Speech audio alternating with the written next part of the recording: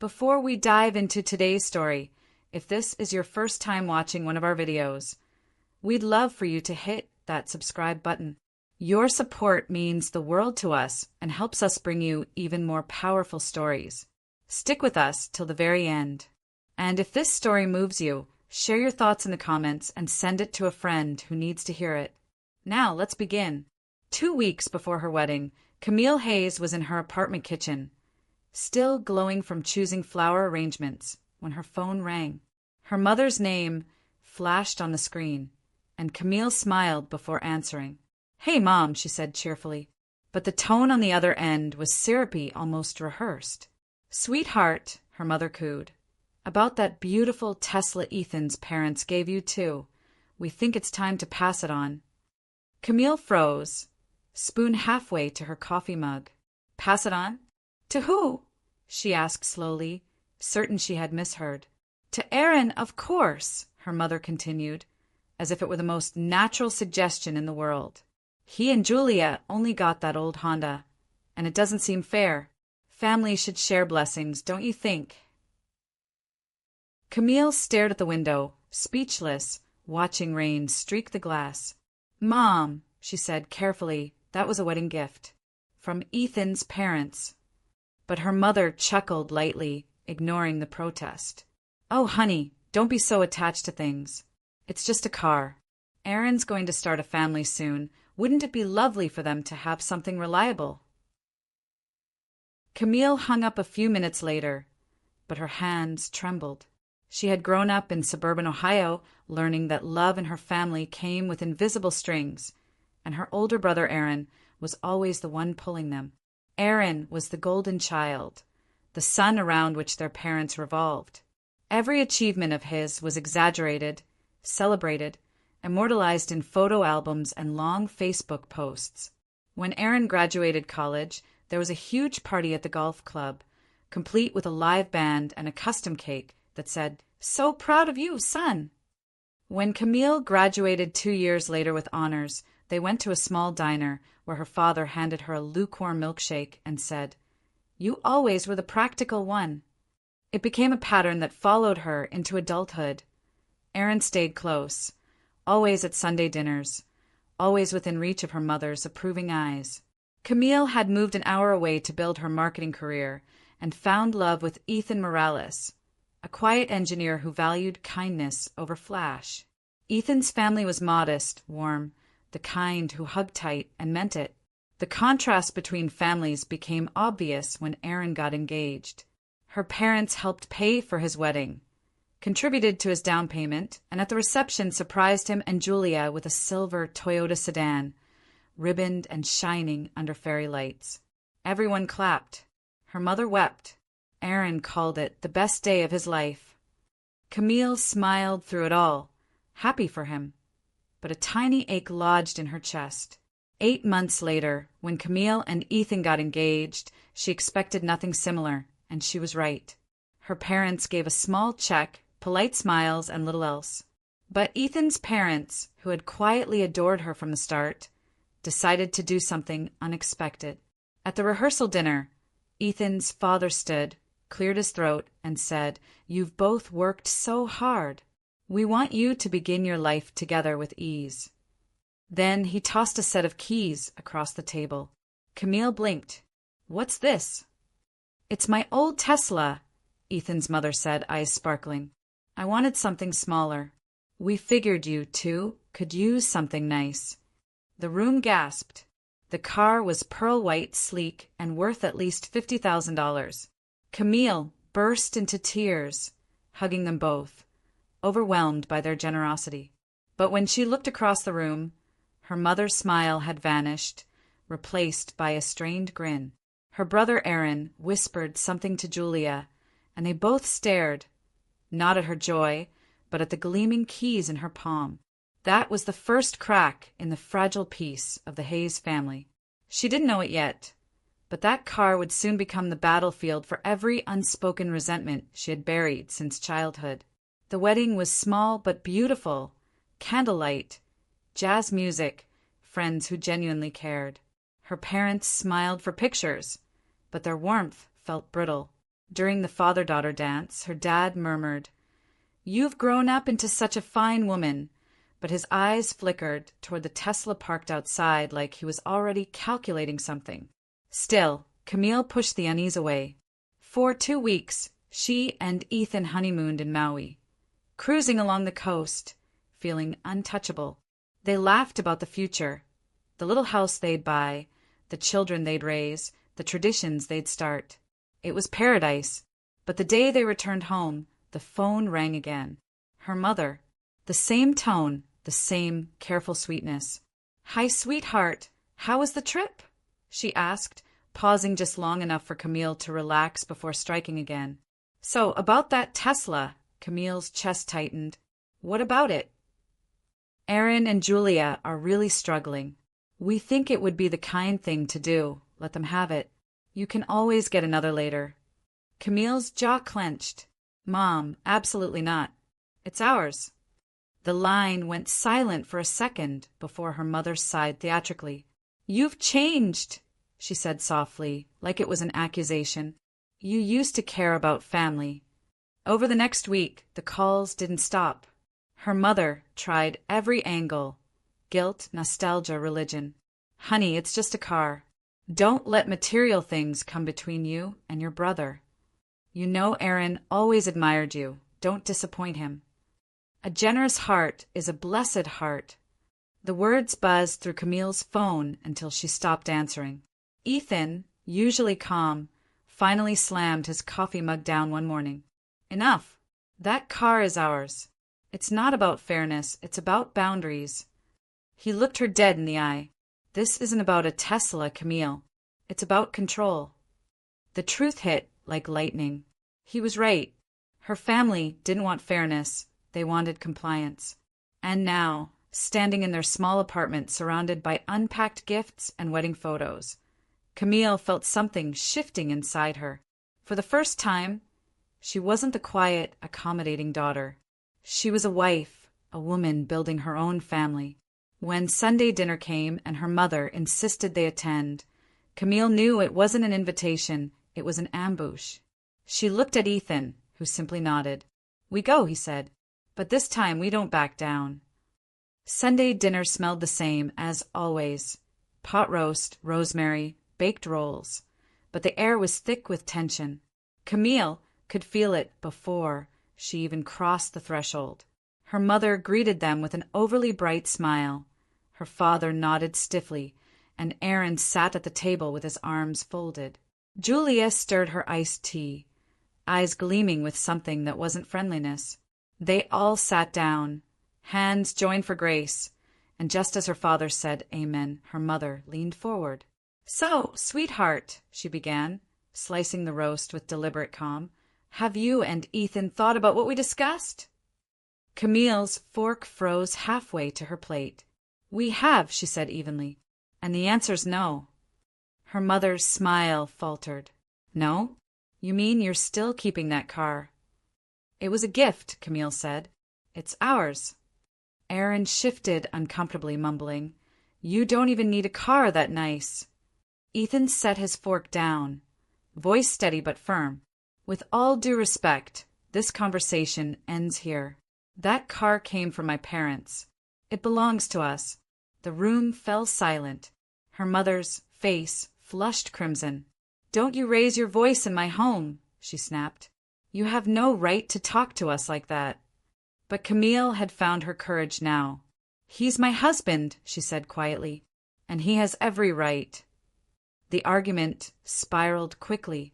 Her father, who usually hid behind his newspaper during family disputes, cleared his throat. "Your mother has a point, Camille. It's not about the car, it's about balance. We gave Aaron and Julia a Toyota, and now you've got something twice as valuable. Maybe we could trade down, find a middle ground. A middle ground." Ethan interrupted, incredulous. "Would you ask Aaron to return his wedding gift because someone else gave him something better?" The silence was sharp enough to cut glass. Her mother slammed her napkin down. "You've changed, Camille. Marriage has made you selfish." Camille's eyes stung, but she didn't blink. "No, Mom," she said. Marriage taught me self-respect. She stood up, trembling but resolute. I love you both, but this is manipulation, not love. You're not asking for fairness, you're asking for control. Ethan rose beside her, placing a steady hand on her back. We're keeping the car, and we're going home. Her father muttered something about disappointment, but Camille didn't turn back. For the first time in her life, she walked out of her parents' house without apologizing. The weeks that followed felt like emotional warfare. Her mother called every morning, sometimes crying, sometimes quoting Bible verses about humility and obedience. Family should come before pride, she'd say. What will people think when they see you driving that car while your brother struggles? Then came the relatives. Her aunt left a voicemail accusing her of breaking your mother's heart. Her grandmother sent a letter saying she was disappointed in the woman you've become. Even Aaron joined the chorus, texting, "You've always been jealous of me. Now everyone sees it." Camille tried to stay calm, but each message chipped away at her peace. Ethan held her close one night as she sobbed into his chest. "They're trying to pull you back into the same trap," he murmured. "You don't owe anyone your happiness." Slowly, she began to understand this wasn't about a car. It was about freedom. It was about finally choosing herself. So, she made a decision. No more calls, no more guilt, no more letting other people rewrite her boundaries. If that made her the villain in her family's story, so be it.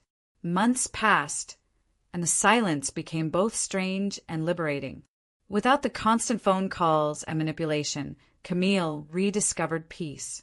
She and Ethan began new traditions, quiet dinners, long drives in the Tesla, weekends visiting his parents who treated her like their own daughter. But every now and then, guilt crept in. She'd pick up her phone instinctively, almost ready to call her mother when something funny happened, only to stop herself. Therapy helped. Her therapist explained that cutting off contact wasn't cruelty, it was self-preservation. You were raised to believe love means sacrifice, the therapist said gently. But healthy love doesn't demand that you give up parts of yourself. The phrase stayed with Camille. She learned that the full saying, "The blood of the covenant is thicker than the water of the womb," meant the bonds we choose can be stronger than those we're born into. And slowly, her shame turned into strength. She stopped explaining herself. She stopped hoping for understanding. She chose peace over permission, and for the first time in her life it felt right. 3 years went by without a word from her family. Camille and Ethan built a life that felt whole. She started her own marketing consultancy, and Ethan earned a promotion at work. They bought a home, modest, sunlit, filled with laughter. Every photo on the walls told a story of freedom reclaimed. Then one afternoon, as she brewed coffee in her office, her phone rang. An unfamiliar number. She hesitated, then answered. "Hello." A soft, trembling voice replied, "Camille, it's Julia. Please don't hang up." Camille froze. It had been years since she'd heard her sister-in-law's voice. "Julia," she said cautiously, "what's going on?" "I left Aaron," Julia said bluntly. "He cheated on me. Repeatedly." Camille's stomach dropped. I'm sorry," she said, unsure what else to offer. "Don't be," Julia said bitterly. "He's ruined everything. But that's not why I called. I need to tell you something about that car." Camille's hand tightened around her mug. "What about it?" Julia's voice cracked. "You deserve to know the truth. That whole thing wasn't about fairness. It was about money." Julia explained everything in a trembling rush. Before their wedding, Aaron had racked up nearly $40,000 in gambling debt. He'd been using credit cards to buy expensive things just to look successful. "Your mom found out," Julia said quietly. Instead of holding him accountable, she helped him come up with a plan. They wanted you to hand over the Tesla so Aaron could sell it. He'd already found a buyer. The plan was to split the cash. Your mom would get 10 grand for helping him pull it off. Camille's mouth went dry. "You're lying," she whispered, though deep down she knew Julia wasn't. "I wish I were," Julia said. "I found the messages, months of them. Your mom telling Aaron to guilt you harder. Aaron saying you were being difficult. It wasn't about family, Camille. It was about saving his image." Camille sat down on the edge of her couch, the world tilting. All those phone calls, all those guilt trips, the fake concern, it had all been a scam. "I'm so sorry," Julia said softly. "I went along with it because I believed them. I didn't realize how wrong it was until now." That night, Camille told Ethan everything. He didn't say, "I told you so." He just wrapped his arms around her and let her cry, not from heartbreak, but from vindication. "I knew it," he said quietly. "You were never crazy.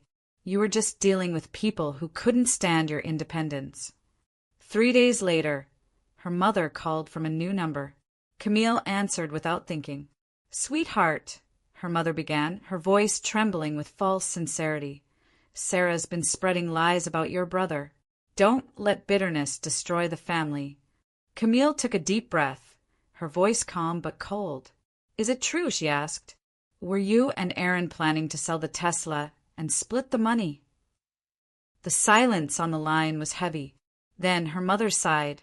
"It was for family," she said finally. "He needed help." Camille's heart broke, not from betrayal, but from confirmation.